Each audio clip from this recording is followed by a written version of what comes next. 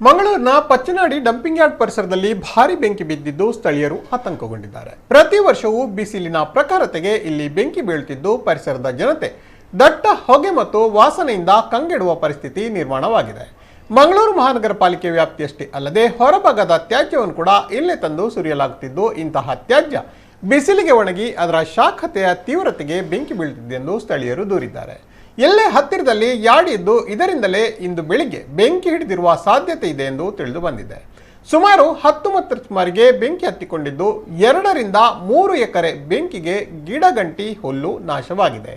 ಬೆಂಕಿಯನ್ನ ನಂದಿಸುವ ಕಾರ್ಯಾಚರಣೆ ಮಾಡಲಾಗಿದೆ.